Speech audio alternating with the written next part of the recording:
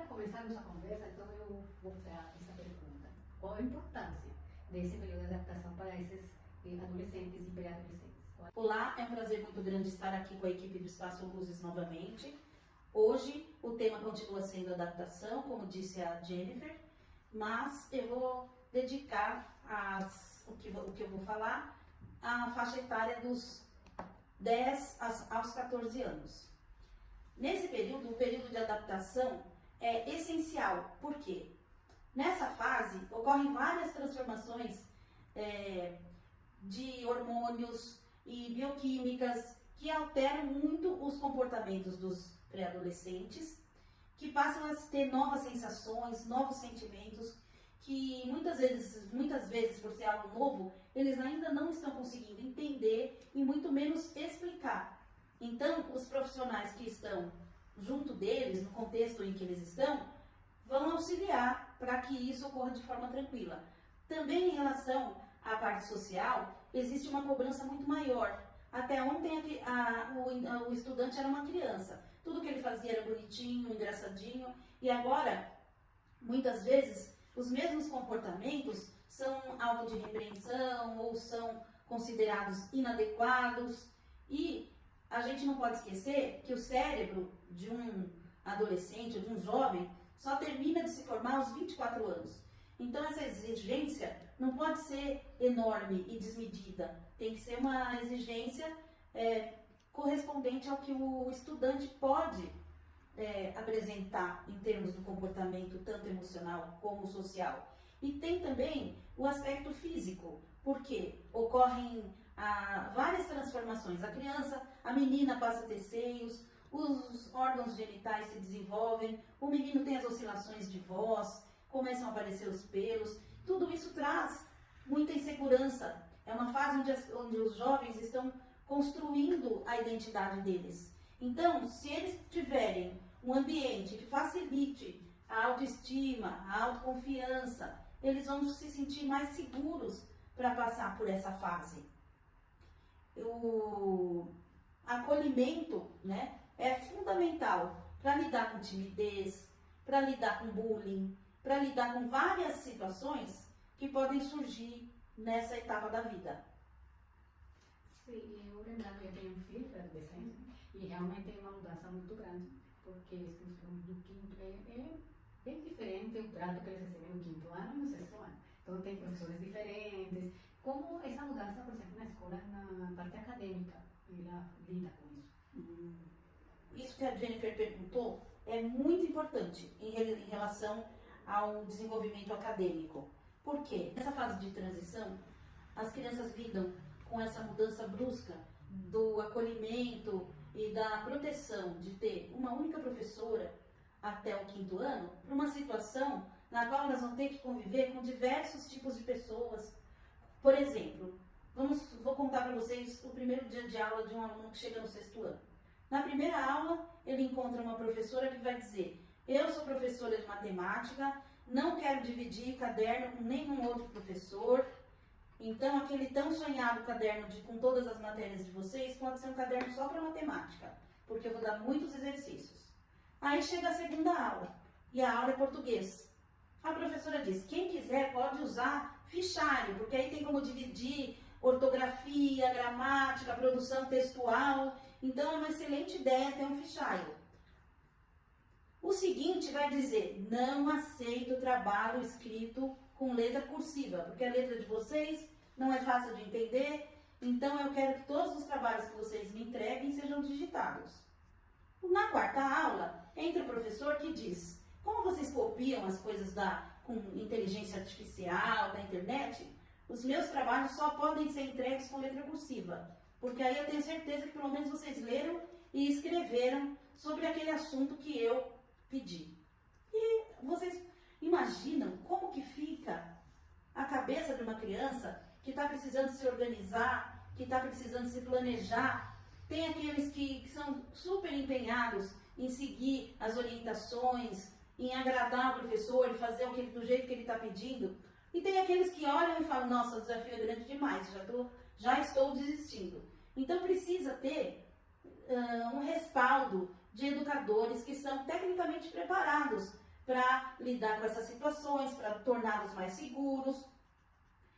Uma coisa muito importante quando se fala do desempenho acadêmico também é garantir que os estudantes cheguem com uma boa noite de sono, dormida. O sono é fundamental. Existe uma tríade que garante grande parte do sucesso dos estudantes, que é uma boa noite de sono, uma alimentação adequada e atividades físicas.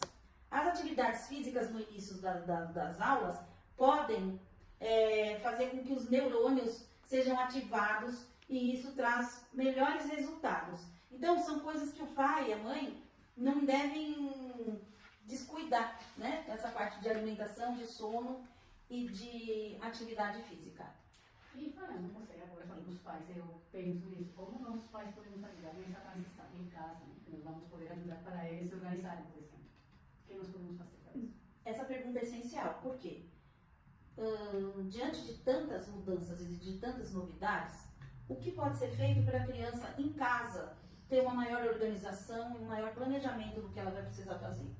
Organizar quadros com as datas de entregas das principais atividades, com as datas de provas, em que o próprio estudante possa controlar qual é o dia que ele tem que fazer tal coisa, quando tem que entregar, quando tem que levar material para a aula de artes diferente dos materiais do dia a dia. Além disso, os pais podem organizar um canto que seja tranquilo dentro das possibilidades, que tenha uma boa iluminação, que seja arejado, que ele possa sentar direito, porque tudo isso faz diferença. E às vezes tem coisas que a gente acha que não precisa dizer, mas precisa.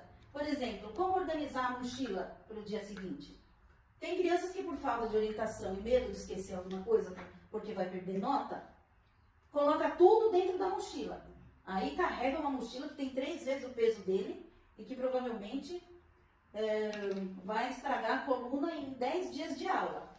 Tem o outro que vai esquecer metade do que ele tem que levar. Então, ensinar como organizar, colocar as coisas maiores primeiro, olhar o horário, o cronograma de aula semanal, para mandar os materiais de acordo com a aula do dia, sem ter que levar tudo de todas as aulas. E tem coisas que os professores pedem para não tirar. Por exemplo, dicionário, atlas. Então, ele já vai estar carregando muita coisa. A Jennifer vai poder falar melhor para a gente em relação a essa questão da mochila. Isso. Realmente, ela tem que ser usada, né, direitinho, com suas duas alças, porque é para você poder dividir os pesos, não ficar só, por exemplo, no ombro. É bom não ser muito pesada, lógico, porque você está falando, se a criança é pequena, tem uma mochila imensa, né? Também ela deve ser adequada ao tamanho da criança.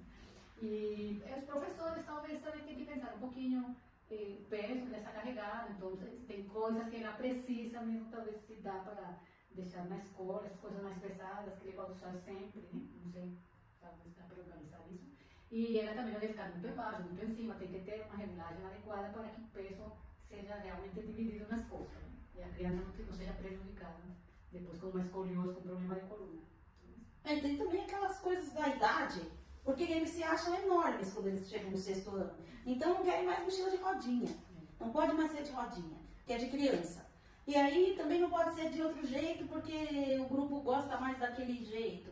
Então eu sei que é um dilema para os pais mesmo, mas prestar muita atenção nessas orientações que a Jennifer deu em relação a carregar nos 2 ombros e a altura da mochila, são coisas que a gente tem que ter em mente. E também aquela parte que eu estava falando da arrumação. Colocar primeiro o maior livro, a maior pasta, e depois talvez colocar o livro didático daquela área do conhecimento junto do caderno, porque são coisas que vão agilizar a vida do estudante dentro da sala de aula. Certo.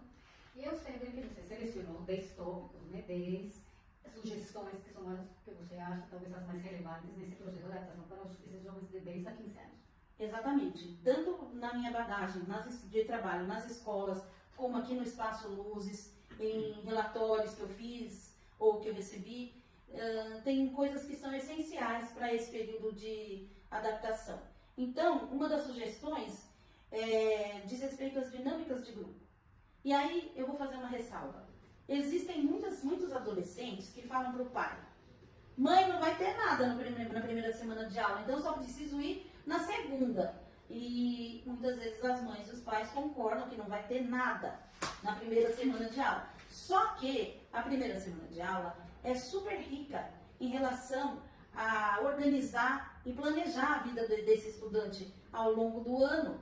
E quem vai acaba tendo sim um diferencial, um algo mais para saber lidar com as novas situações em relação àquele que fica em casa, muitas vezes nas redes sociais ou dormindo. Então, eu peço para que os pais valorizem o trabalho dos educadores e também se atentem ao ganho das crianças irem nessas primeiras semanas de aula. Quando os estudantes chegam na escola, existem os novatos, aqueles que já estão estudando juntos desde o maternal, tem crianças que mudaram de uma sala para outra, que trocaram de período. Então, as dinâmicas de grupo, as dinâmicas de apresentação, se tornam muito importantes. Por quê?